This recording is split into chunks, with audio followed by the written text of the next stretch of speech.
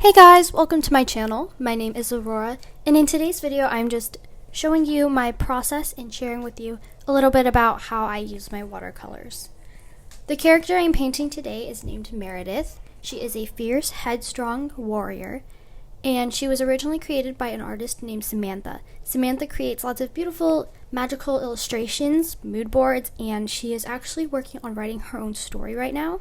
So if you're interested in that sort of thing, then I will leave her Instagram in the description below. Sorry, I can't talk. She also has a Draw This in Your Style coming up, and she's working really hard to create some fun, beautiful characters for you guys. So again, please check her out and support her.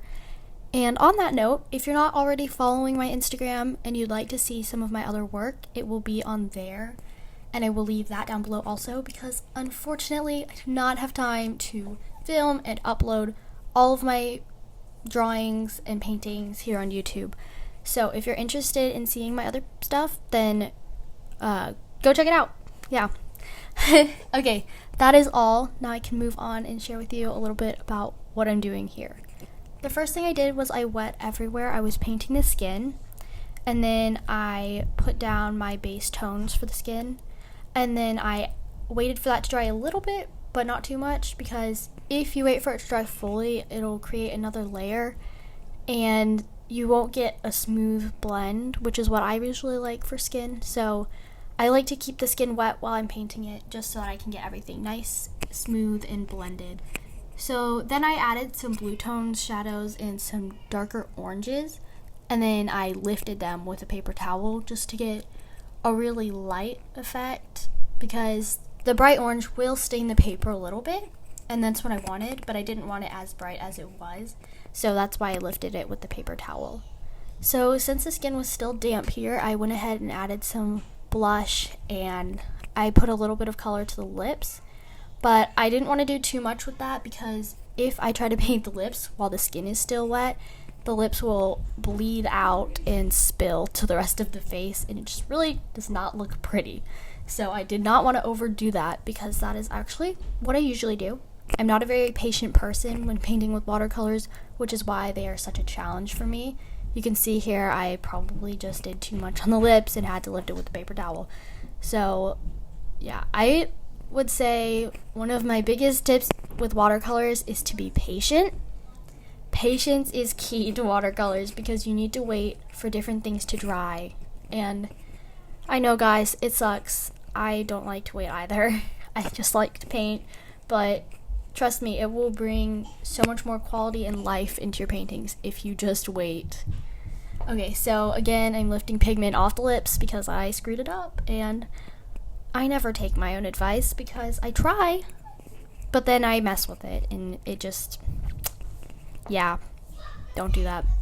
Okay, so I added another layer here. I added a really light layer of color to the cheeks.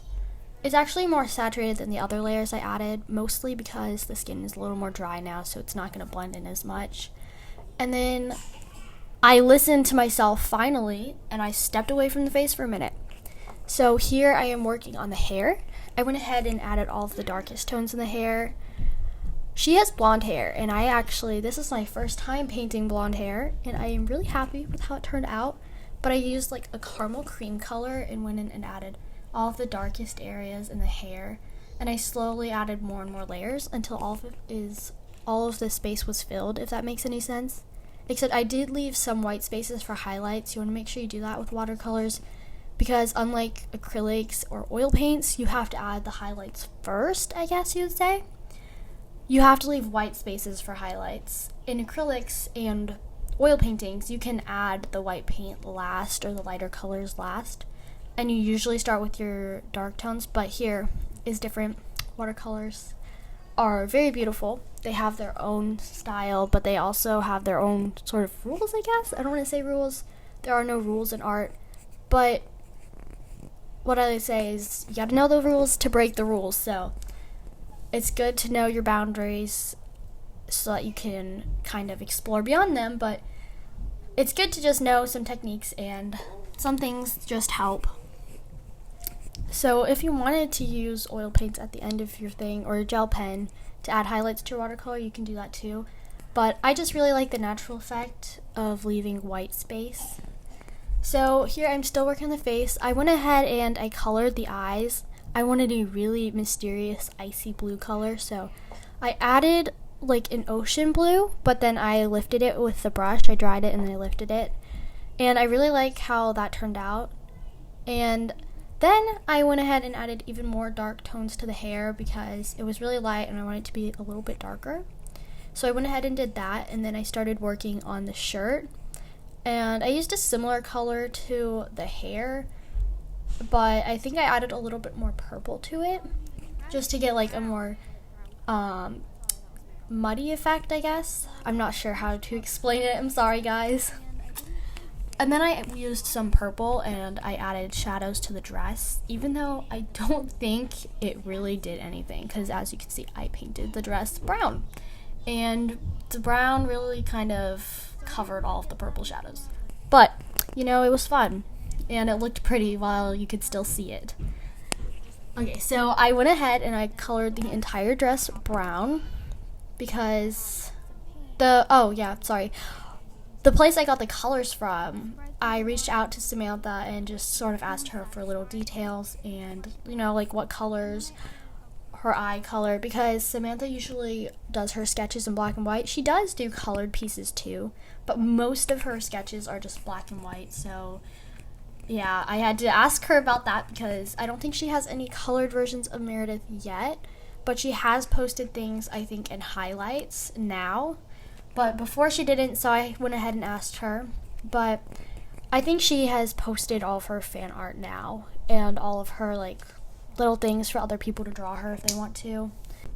Quick interruption, y'all. She actually did have mood boards posted, but I didn't see them. So yeah, just ignore everything that I just said. The pose that I have also is from Samantha. I basically redid one of her pieces. It says, "I am a soldier and soldiers have scars." And then she's sort of holding her arm and sitting down. So I redid that. And then what I did next here is I put an outline around her with just water. And then I dipped my brush in the purple paint. And then I dipped it back in the line and it kind of spread. It's really satisfying. It was actually more enjoyable in real life than on video here. But I did that. I added a purple wash around her. I did this just to kind of portray loneliness and fear because this illustration, I think it seems Meredith. I just wanted to sort of share her emotions, I guess. I don't know. I'm not very good at explaining again. I'm really sorry. But I don't know. It like helped make her feel more alone, and then there's more color to Meredith herself, and it just makes her look a little bit stronger. Also, I'm really sorry the audio just cut out earlier. Like, it didn't cut out. It was weird background noise. I'm sorry. This is actually my first time filming a YouTube video, so I'm not very experienced, and I'm not going to be perfect, but I will try my best to learn and improve so that I can give you guys the best quality possible. So yeah. Okay.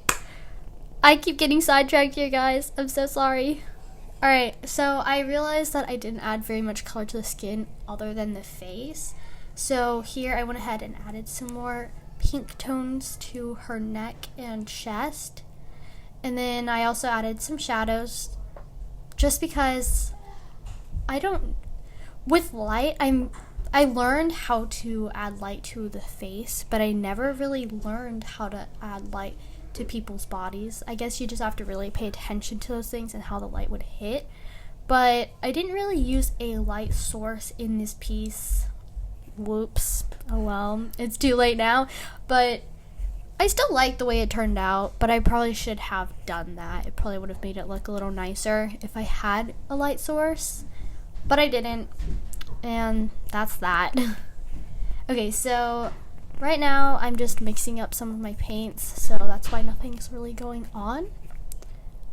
But then I went ahead and I painted her pants. Instead of painting her legs with skin color, I didn't want to do that because, I don't know, from the time period she's in, I don't think they would show as much skin, so I wanted to give her some pants underneath her dress. Sorry, I keep pausing when I talk, guys. I'm so sorry. Alright, so now I am going back to the lips because it is finally fully dry, 100%. We're safe. Okay, so since her dress was also dry, I decided to go in with a darker brown and add some more shadows and highlights, which made a lot more of a difference than the little baby purple shadows that were underneath. And then I took my metallic paints and I did the necklace with the metallic silver, and then I used a metallic gold for the lettering and the quote. I really don't like how that turned out. I really regret it, but what's done is done, so now I just have to live with it, I guess. Okay guys, so we are now nearing the end of today's video. If you stayed this long, I would like to thank you for putting up with me. There were a lot of bumps and bruises, I know, but we made it through today's video. If you have any video ideas, topic suggestions, please reach out to me on Instagram or comment on this video. And also let me know what you think so that I can have a little bit of an idea of what to post and talk about in future videos. My goal is to post once a week, so if you'd like to see my future videos, please subscribe and turn on post notifications. And I think that's all. I'll see you guys next week. Bye.